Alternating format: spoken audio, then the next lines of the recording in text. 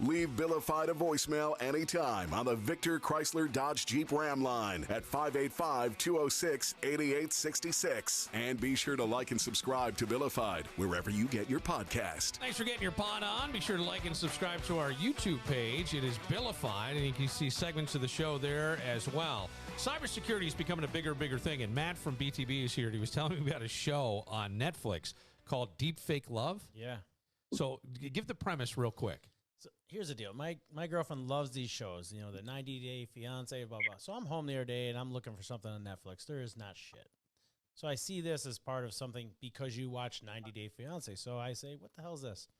I look at the description. I'm like, this is kind of interesting. It might be something she likes. So I start it, and then I realize nothing's in fucking English. Okay.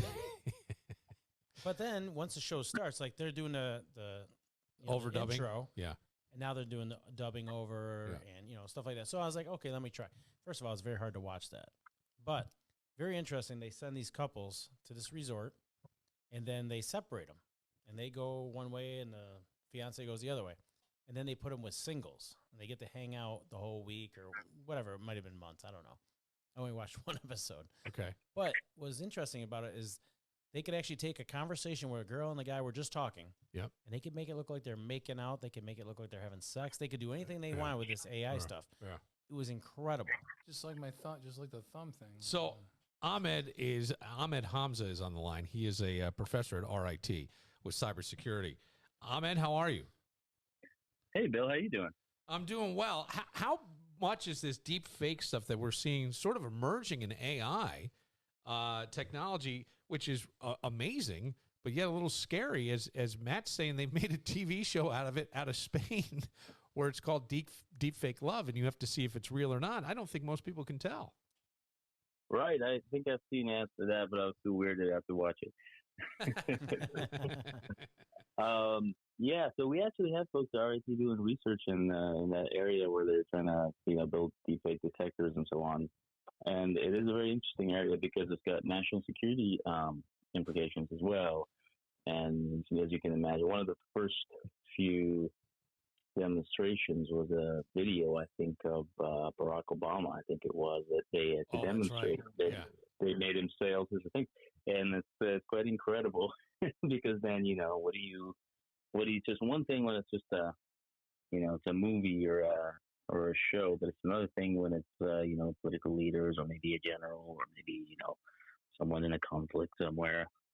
So it can be pretty serious. Yeah, it can be very serious. I think there was CNN had a story, but back in April, a family got some kind of, I don't know if it was video or it was a call in which they could hear their daughter's voice screaming, followed by a man's voice asking for $1 million ransom.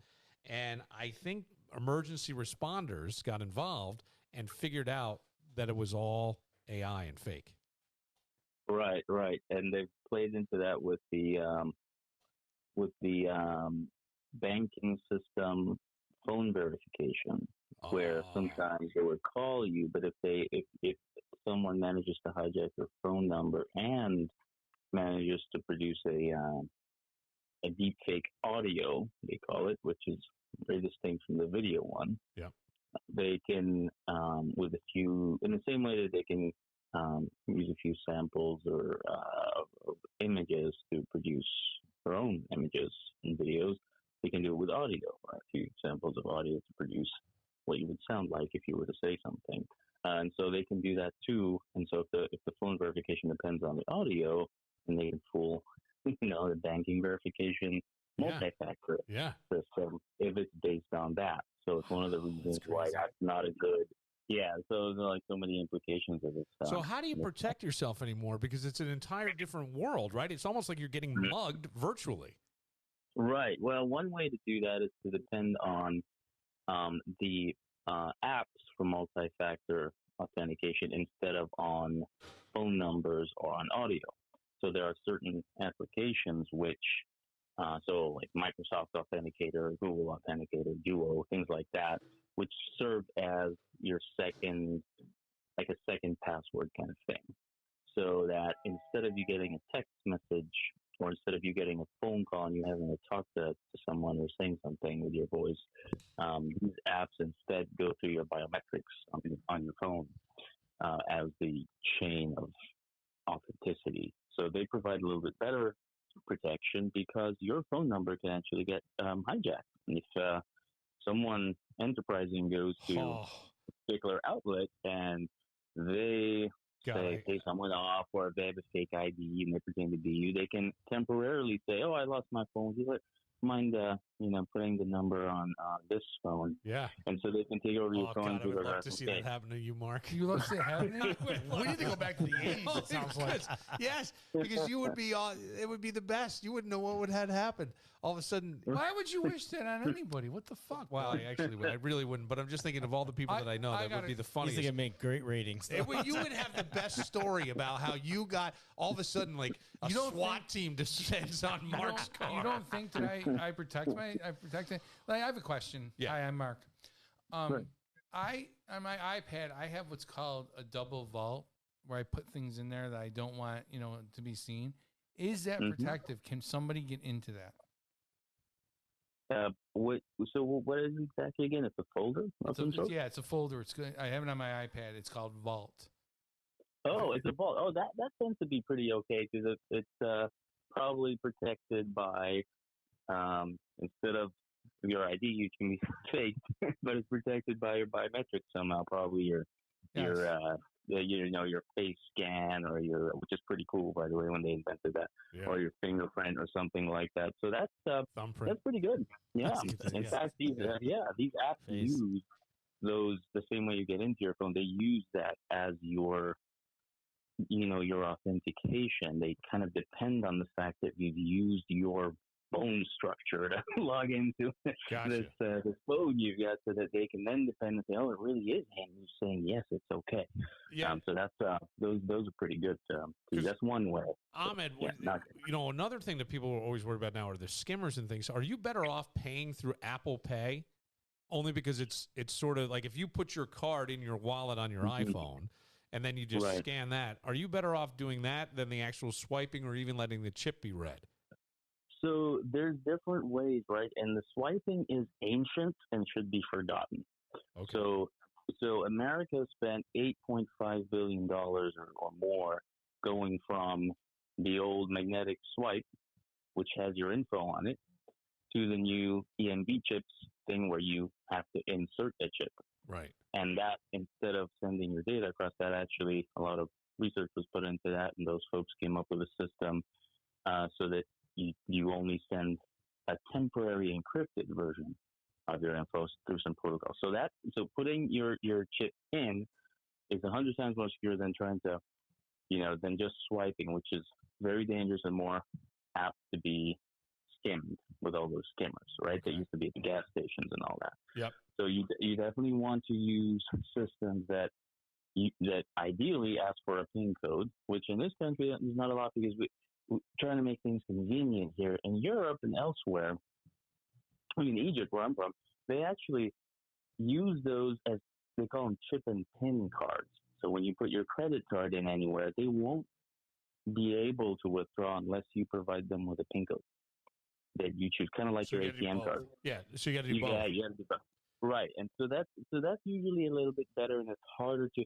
You can still get shimmed, as they call it, especially the ones that have cafe, which means that they can read. Someone nearby can kind of, if they have a device nearby, they can read the number or get some basic info off of your card, but they can't produce that chip that's in it. So they would have to use a card printing machine somewhere, which, by the way, they have got in upstate New York in some places. They have card printing machines, and they can try to make like an old school version of your credit card. Wow. But yeah, and try to use it as a blank card, and then if the cops catch them on camera, unless they can ID the guy, can't do much about it. So, but this can all switch in 10 seconds, though, right? All of a sudden, they can figure out what's protective, what you're protecting. All of a sudden, they get into that. Then you have to start over again. Then it takes them time to figure it out. That's the problem. It's like these geeks sitting home. Yeah, well, right. You almost wish they would use their powers for good, right, instead of evil, because these are really smart people. But They are. What country is probably the biggest cybersecurity threat to the United States? Would you think? Is it Russia China. or China? So we usually have, we get the biggest threats. If you ask who's the biggest threats to the U.S. are usually, there's a 3 or 4 big ones they've got dedicated groups that they pay and that they fund as part of them, which is China, Russia, North Korea, Iran. So those are countries that do have their own dedicated teams, if you like. And some of them, especially China, very advanced, and they will. And North Korea is it's kind of funny. They're isolated from the internet, but their groups are very much into our internet. Wow. So, So, I didn't know that at all about North Korea. I didn't think they saw anything. Oh, how do you think they fund stuff? They steal an awful lot of money through a variety of exchanges and things, and they have it shipped over in crypto. And then the introduction of cryptocurrency has allowed a lot of ransomware, but it's also allowed a lot of cybercrime, even from countries that don't even participate in the global economy. There's a movie on Max right now. God, I wish I knew the name of it. Anyways, she sold to Russia. She worked for NASA, like a NASA type of company. Yep. She sold secrets to Russia just through the phone. Yeah, that easy. Just through the phone. So, talk to me about crypto since you brought it up. People were so high on crypto for a while. I had a guy telling me that he was making his son put about $15 to $25 a week aside to buy crypto. The kid was 15 years old. Now it seems like crypto's sort of fallen off. You don't hear about it talked or touted as much. And then you just said that it could be a real way for cyber criminals to almost, I guess, launder money in a way. Well, yeah, it's always been. I mean, even from the beginning, it was, any anonymous sort of non-bank connected currency is, it's always suspect. It's very liberating. People who are very pro cryptocurrencies and various exchanges, they find these things very liberating because they get a currency that's not linked to any particular banking system and all that. They're free of the government and so on. But, criminals also love to be free of the government. So it's, there's a lot of people who like to be unidentified. Pirates, man. So, yeah. So I have no opinion on it apart from the fact that, it's not a really well-backed sort of way as a medium of exchange in general, very volatile because it's not really linked to anything. So that's why it tanks like 40% and then rises again 70%, and then so you get these crazy movements. So I'm kind of curious what happened to that kid who was putting me too. Me too. I want to know. Yeah. I will see his dad in about 2 weeks, so I'm going to try to find out. He may have made well. He may have. It depends on when he takes it out. Yeah. What's the number one thing you would say to people about protecting themselves in cybersecurity? Most people just running around. You're in and out. Let's say Target, Walmart, Wegmans, things like that. Right. You're on the internet. You think you have an antivirus thing. Maybe you got the Vault. The Vault, obviously, pretty good. But some of this virusware. I mean, what would you say to people? What is the number one thing they should be looking out for? So number one thing is always be aware whenever you're exposing your information to the world. So whenever you're entering something, you're taking out your credit card, or you're typing in your email address somewhere, or you're writing your date of birth, or you're typing something in a web form, or even if you're just talking to somebody, always be aware that you're opening a window of attack when your information is, and it can come in various forms. It could be from, oh, you won something, here's a survey, please give us your info, kind of thing. So always be aware that we're constantly under attack, especially when dealing with the World Wide Web. And when it comes to credit cards and so on, try to use the PIN feature, try to insert your card, try to be careful, make sure that nothing looks fishy, and also that you use the security features available. If someone's letting you use an advanced method of payment, like these, Apple Pay, Google Pay, whatever, those are great. You try to use them. They give you a buffer. If you can't, then try to insert your card and use a pin or something like that. Don't revert back to the 1990s and swipe your card, because you're shifting the liability from the store over to you. And you remove the security feature. In unsecured wireless. Unsecured wireless, you really should. Yeah. They always say unsecured, other people can see you on this network. And yet, I guarantee people are probably going, oh, let me just check my bank balance while I wait for my oil to be changed on this free internet. It's not as bad as it used to, thanks to all the research that's been put in. Now the web, if you notice, you go to any website, it will say HTTPS instead of HTTP. The entire web is now HTTPS secure, yeah. Your communications are now encrypted by default. It used to be military technology in the 80s. It used to be, illegal to even, put it up out there. So now it's by default, even Facebook and things like that. So thankfully, it doesn't mean that we're bulletproof secure, because there's always people trying to hijack your connections and trying to steal this and steal that. You can do what your part, but also, use long passwords, use phrases, use things like that. Use different passwords for different things. Write them down, put them somewhere safe. Where do you put them, though? I mean, in your vault. I mean, I have. So you can't get into your vault. Jesus, dude. What do you mean? You got a bunch of stuff there already. That's a good point, because to get into your vault, you'd probably need your passcode, right? Right. Yeah, so I don't know. Some people, there used to be little books. Sometimes if you tape it in somewhere that you have, I have no idea. I mean, I couldn't remember. Yeah, that's a very important question. You know what? That is a point of great contention. What's the best way for you to write? Yeah, so some people use these services where it's like a centralized password manager that super encrypts everything with a master password. But then if you lose the master password, then we're in trouble. But what you can do, what I do is I like to write them down somewhere very safe. See, I'd lose that them. only I have physical access to, that nobody else, even after, can't get to. Yeah. And then I like to make them be beautiful phrases. Like, say, what day is this? Monday. So if your password, I chatted with Bill Moran on Monday with a capital M. Yeah. And use an @ sign for the A. Right. Yeah.